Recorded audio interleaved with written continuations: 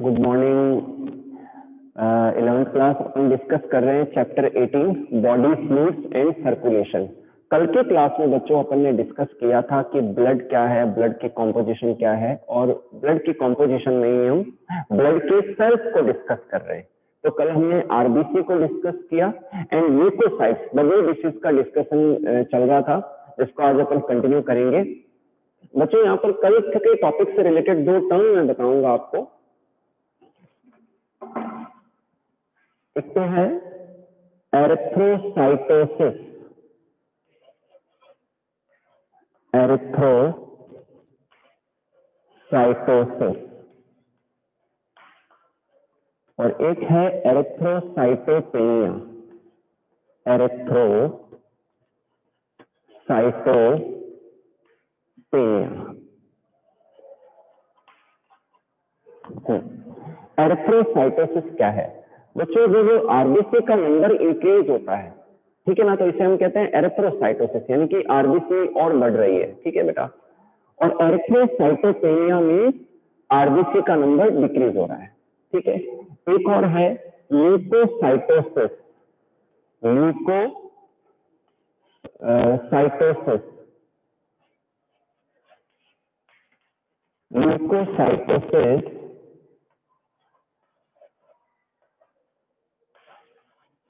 Leucocytopenia. और एक term हो रहा है टीएलसी,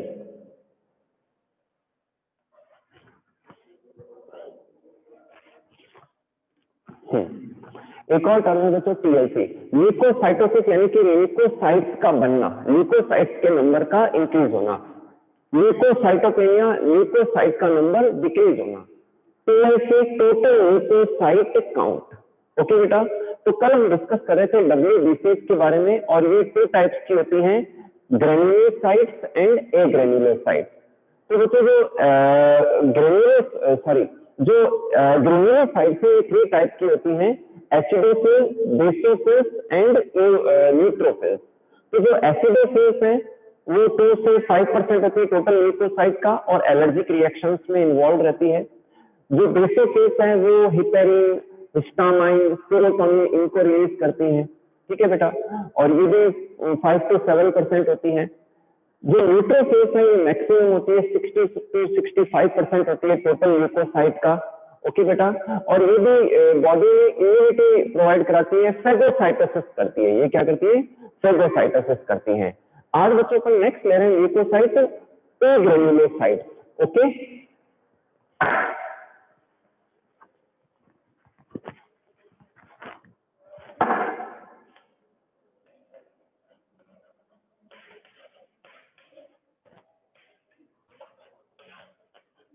व्हाइट ब्लड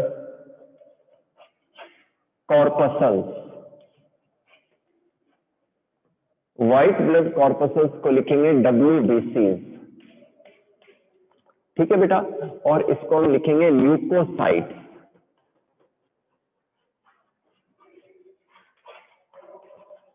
ओके। इसमें हम सेकेंड टाइप कर रहे हैं बच्चों, इनका सेकेंड टाइप है एग्रेन्युलोसाइट्स, एग्रेन्युलोसाइट, ओके। और इसमें बच्चों फर्स्ट ए है लिम्फोसाइट, सॉरी मोनोसाइट,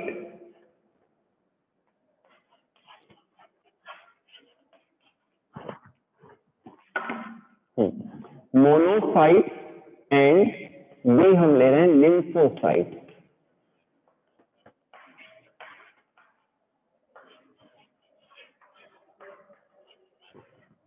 ठीक है।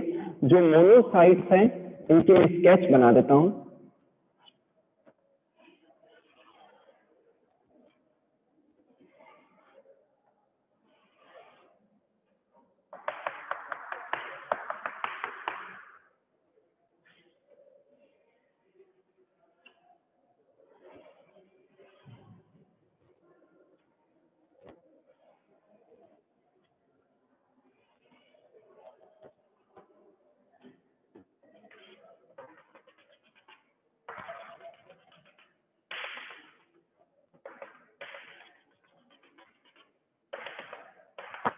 बच्चों ये मोनोसाइट का स्केच है और इसका जो न्यूक्लियस है ये स्पिंडल शेप्ड होता है, ठीक है बेटा।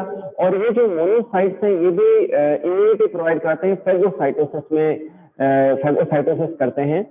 साथ ही साथ इनका जो साइज है वो लगभग 10 से 12 माइक्रोन के आसपास होता है और इनकी जो लाइफ स्पान है वो 24 आवर्स होती है, ठीक है बेटा।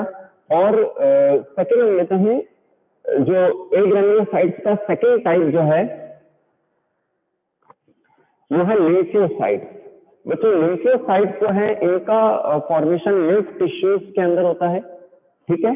और जनरली जो बच्चों जो लिम्फोसाइट्स होती है WBCs होती है वो बोन मेरो में भी बनती है, बोन मेरो में बनती है और साथ ही साथ जो इनके कुछ टाइप है वो लिम्फ ग्लैंड्स या लिम्फ टिश्यूज या लिम्फ ऑर्गन्स में बनते हैं, ठीक है। ये स्केच है बच्चों लिम्फोसाइट का, ठीक है। और इनका साइज भी 8 to 10 या 12 माइक्रोन के आसपास और इनका लाइफ भी जो है 24 आवर्स या उससे ज्यादा होता है, ठीक है।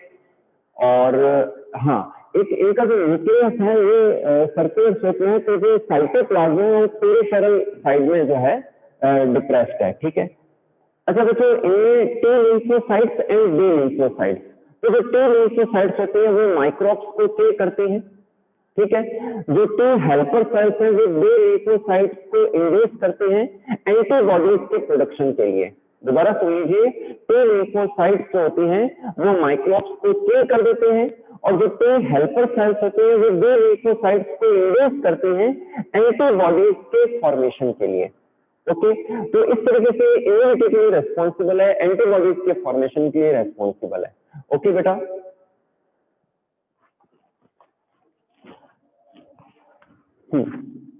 बच्चों आपको अगर WBC समझ में आ गई है तो हैंड रेज कर दीजिए। नेक्स्ट मैं ले रहा हूं थर्ड जो सेल्स हैं वो है प्लेटलेट, ओके।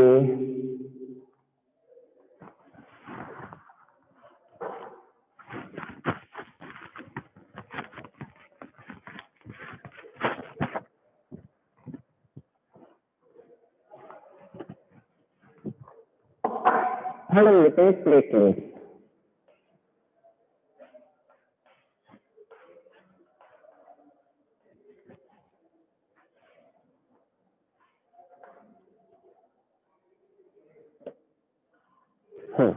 बच्चों जो प्लेटलेट्स हैं ये डीन्यूक्लिएटेड होते हैं, डिस्क शेप होते हैं और इनका फॉर्मेशन लो एरो के मेगा कैरियोसाइट सेल्स में डिवीजन से होता है, यानी कि मेगा कैरियोसाइट सेल्स के फ्रेगमेंट्स होते हैं, ठीक है।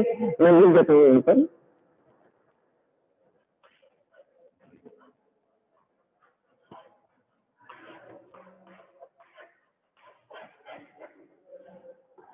ठीक है, लो एरो के मेगा कैरियोसाइट सेल्स के डिवीजन से प्लेटलेट्स का फॉर्मेशन होता है। ये डिस्क शेप होते हैं और ये न्यूक्लिएटेड होते हैं, ओके। और इनका जो नंबर है वो 3,50,000 से 4 लाख पर एमएम के पर क्यूबिक मिलीमीटर में 3,50,000 से 4 लाख पर एमएम क्यूब में पाए जाते हैं और इनके जो स्ट्रक्चर्स हैं वो कुछ इस तरीके से होते हैं डिस्क शेप में।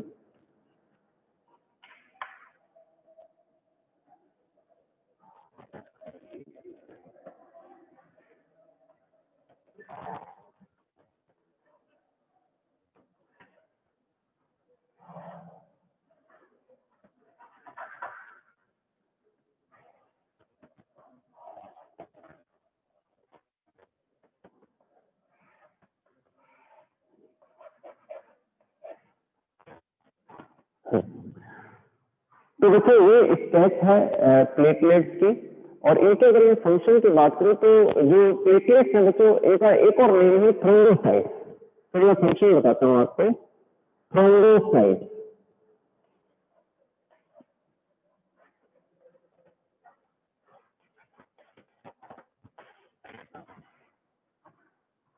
तो बच्चों प्लेटलेट्स का एक और नाम है थ्रोम्बोसाइट्स और प्लेटलेट्स के फंक्शन है ब्लड क्लोटिंग में रोल प्ले करना। इनके जो फ्रेगमेंट्स हैं वो ब्लड क्लोटिंग में रोल प्ले करते हैं, ठीक है बेटा। तो ये प्लेटलेट्स का कंटेंट था। तो ये इस तरीके से बच्चों ब्लड के अंदर 3 टाइप के सेल्स होते हैं, RBCs, डब्ल्यूबीसीज and platelets.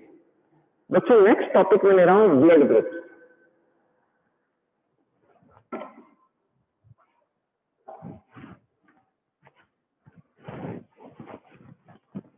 Once upon last में बात करेंगे, ठीक है, लास्ट में बात करेंगे।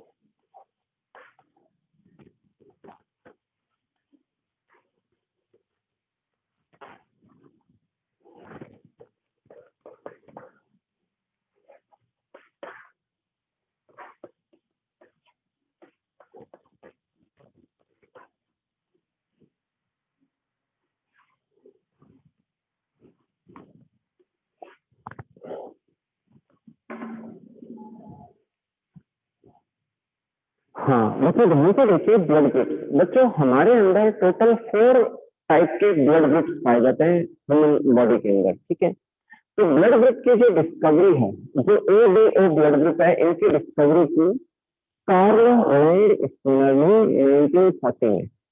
किसने की? कार्ल लैंड स्कीनर ने की 1940 में की, और उन्होंने A B O blood group दिया। अब मैं इस टेबल के द्वारा आपको समझाने की कोशिश करूंगा कि ब्लड ग्रुप कितने टाइप के हैं और कैसे कैसे उनमें एंटीजन्स पाई जाती है। ये तो ध्यान रखना बच्चों, आरबीसी के सरफेस के ऊपर एंटीजन पाए जाते हैं ब्लड ग्रुप के। ओके, तो ब्लड ग्रुप 4 टाइप के बच्चों, 4 टाइप के, blood group A, blood group B, blood group A B, blood group O, ठीक है। एंटीजन की बात करें तो ब्लड ग्रुप ए के अंदर आरबीसी के सरफेस पर एंटीजन ए पाए जाते हैं। ब्लड ग्रुप बी में आरबीसी के ऊपर एंटीजन बी पाए जाते हैं। ए ब्लड ग्रुप में उनके सरफेस के ऊपर एंटीजन ए और एंटीजन बी दोनों ही पाए जाते हैं, और ओ ब्लड ग्रुप में आरबीसी के ऊपर कोई भी एंटीजन नहीं पाया जाता, ठीक है बेटा। सेकंड लेते हैं एंटीबॉडी ब्लड ग्रुप ए में। अब ब्लड ग्रुप ए जो है ना बच्चों, ये किसका विरोध करता है, किसका अपोज करता है? ब्लड ग्रुप बी का। यानी कि इनके अंदर एंटी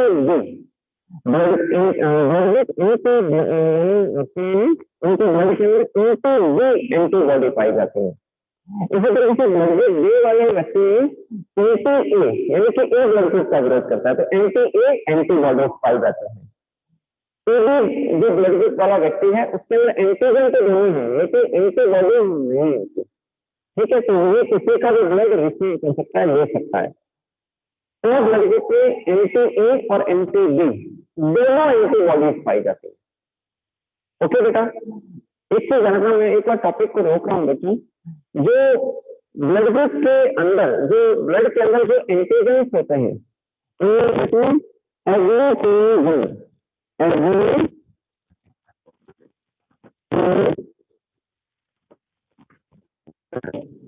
जो एंटीबॉडी होती है इन्हें कहते हैं एग्लूटिन।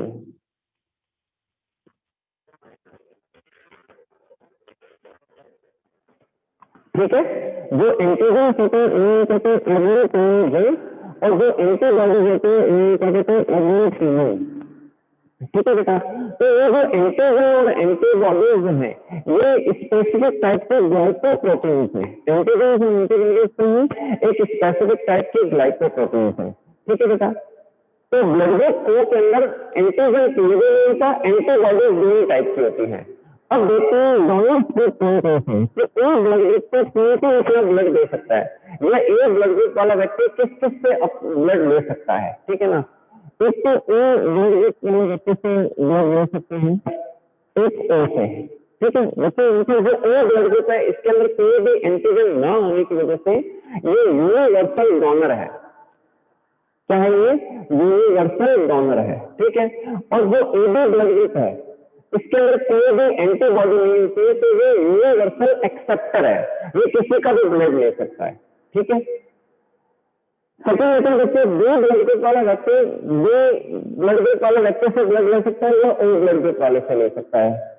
जो एबी ब्लड ग्रुप वाला व्यक्ति है ये ए बी ए बी ओ किसी से भी ब्लड ले सकता है। ठीक है, और जो ओ ब्लड ग्रुप वाला व्यक्ति है वो केवल और केवल ओ से ले सकता है। ये ले तो किसी को ले सकता है, लेकिन ये सिर्फ ओ ब्लड ग्रुप वाले व्यक्ति से ही ब्लड ले सकता है। ओके बेटा, अब दिक्कत क्या है कि डिफरेंट ब्लड ग्रुप को अगर ट्रांसफ्यूज कर दिया जाए, अगर डिफरेंट ब्लड ग्रुप को ट्रांसफ्यूज कर दिया जाए तो क्या प्रॉब्लम है।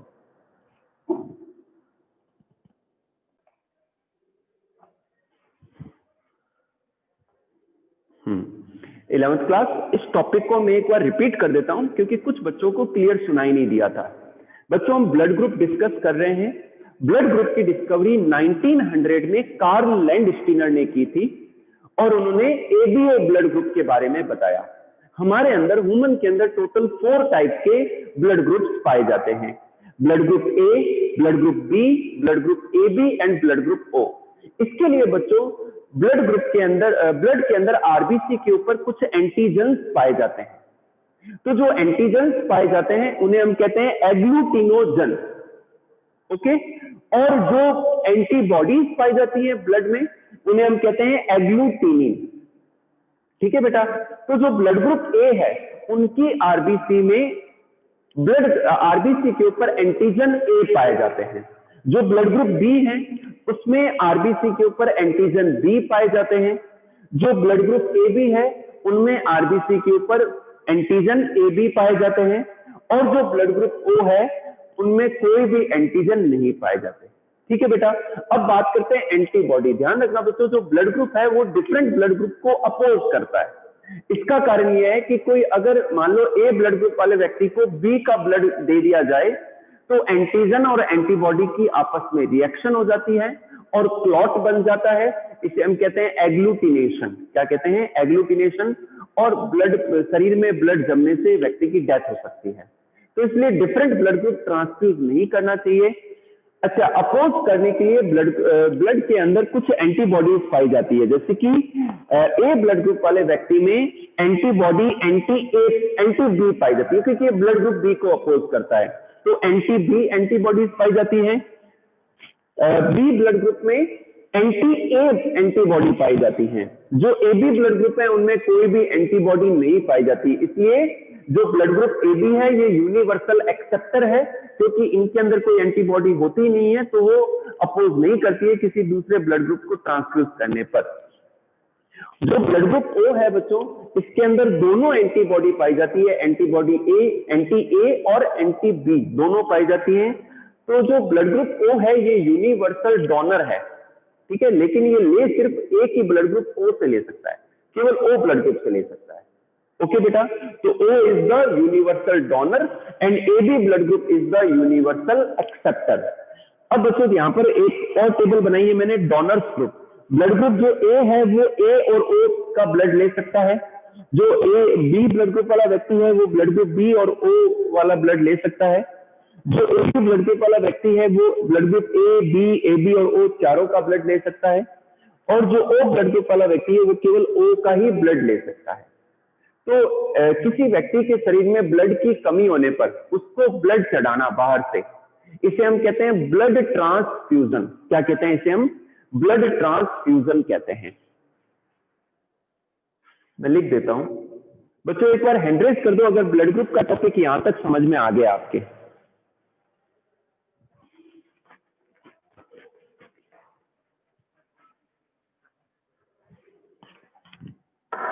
ठीक है, एक तो टर्म मैंने बताई blood transfusion, blood transfusion,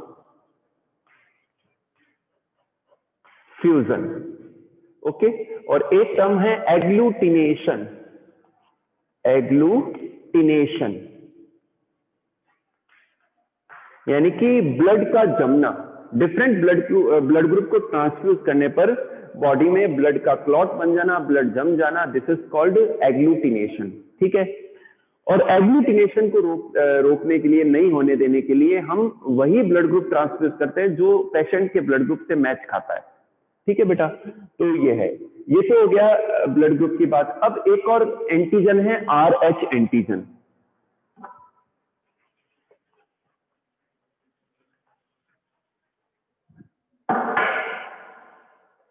RH antigen,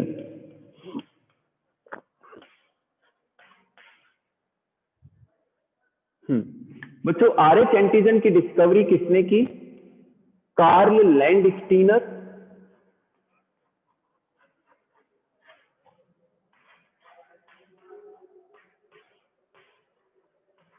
Karl Landsteiner and Wiener, 1940 में।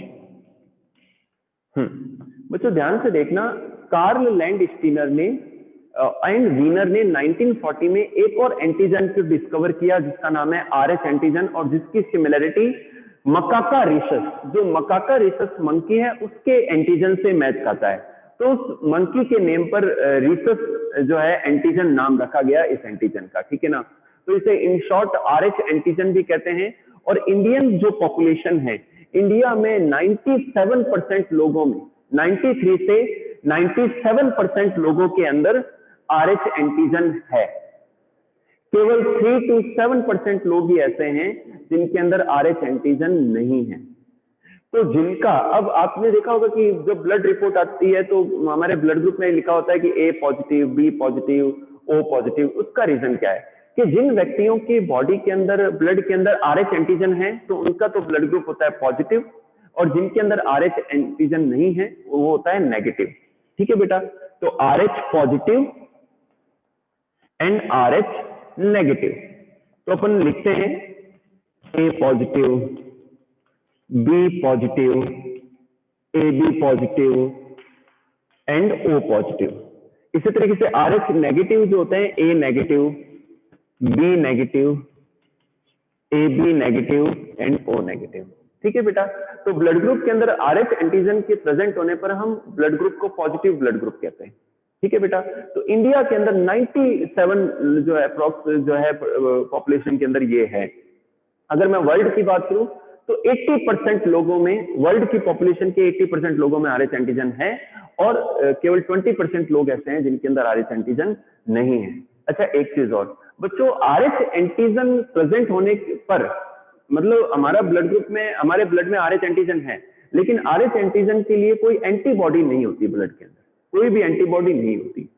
लेकिन जब किसी RH पॉजिटिव ब्लड वाले व्यक्ति का ब्लड अगर RH नेगेटिव वाले व्यक्ति को दिया जाता है, ट्रांसफ्यूज किया जाता है, तो जो फर्स्ट ट्रांसफ्यूजन होता है वो सेफ होता है, सक्सेसफुल होता है। RH पॉजिटिव का ब्लड अगर RH नेगेटिव यानी कि A नेगेटिव वाले को दिया जाए, अगर A पॉजिटिव का ब्लड A नेगेटिव वाले को दिया जाए तो पहला जो ट्रांसफ्यूजन है वो सेफ होता है। लेकिन पहले ट्रांसफ्यूजन के दौरान उस रिसीवर पेशेंट के शरीर में RH एंटीबॉडीज बनना स्टार्ट हो जाती है। ठीक है, तो नेक्स्ट जब कभी भी अगर RH पॉजिटिव ब्लड दिया जाता है तो वहां पर ब्लड की क्लॉटिंग हो जाएगी, एग्लूटिनेशन हो जाएगा और पेशेंट की डेथ हो सकती है।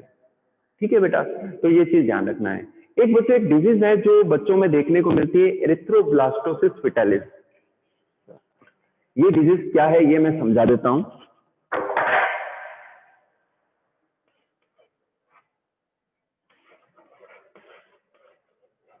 एरिथ्रोब्लास्टोसिस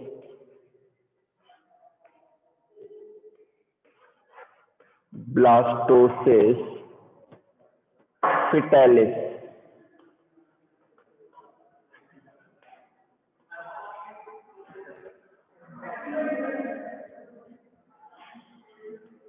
ये क्या है बच्चों? एक तो मैं बता दूं आपको कि जो RH एंटीजन का जो एलील है, जो एलील RH एंटीजन को रेगुलेट करता है, ठीक है ना, तो ये डोमिनेंट होता है। ठीक है, RH एंटीजन को रेगुलेट करने वाला जो एलील है वो डोमिनेंट होता है। तो अगर मदर या फादर में से किसी एक का भी ब्लड अगर RH पॉजिटिव है तो बच्चे का ब्लड ग्रुप RH पॉजिटिव रहेगा। ठीक है बेटा, अब बात करते हैं क्या प्रॉब्लम्स क्या आती हैं कि अगर मान लो एक पुरुष का, एक मेल की मैरिज एक ऐसी फीमेल से होता है जिसका ब्लड RH नेगेटिव है। ठीक है ना, तो मैरिज हो गई, उनमें क्रॉस हुआ और उनमें जो उनका फर्स्ट बच्चा होगा वो नॉर्मल होगा। फर्स्ट बच्चे की जो प्रेगनेंसी के दौरान नॉर्मल रहेगी, प्रेगनेंसी डिलीवरी नॉर्मल होगी और फर्स्ट बच्चा सरवाइव कर जाएगा। लेकिन फर्स्ट बच्चे की जो डिलीवरी के दौरान, फर्स्ट बच्चे की डिलीवरी के दौरान जो ब्लड वेसल्स हैं उनके डैमेज होने से उस बच्चे के कुछ RH एंटीजन मां में चले जाएंगे, मां के ब्लड में चले जाएंगे और मां के ब्लड में RH एंटीबॉडीज बनना शुरू हो जाएंगी। ठीक है बेटा, तो नेक्स्ट टाइम जब कभी भी दोबारा प्रेगनेंसी होती है तो उस कंडीशन में उस बच्चे को खतरा है, क्योंकि मां के शरीर में, मां के ब्लड में RH एंटीबॉडीज हैं और बच्चे के शरीर में RH पॉजिटिव ब्लड है, तो मां और बच्चे के ब्लड में जो है इंटरेक्शन होने से क्लॉटिंग हो जाएगी।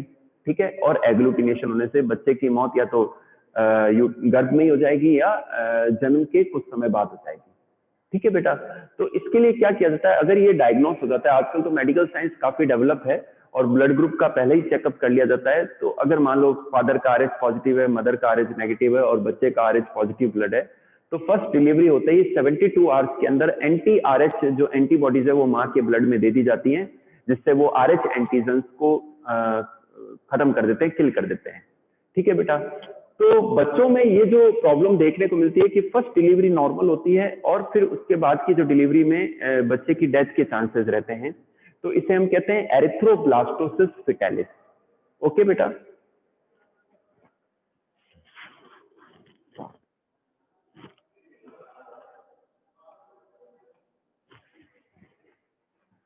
ठीक है बेटा, तो आज की क्लास में बच्चों अपन इतना ही करेंगे। आपको अगर कोई डाउट है तो आप मेरे से पूछ लीजिए।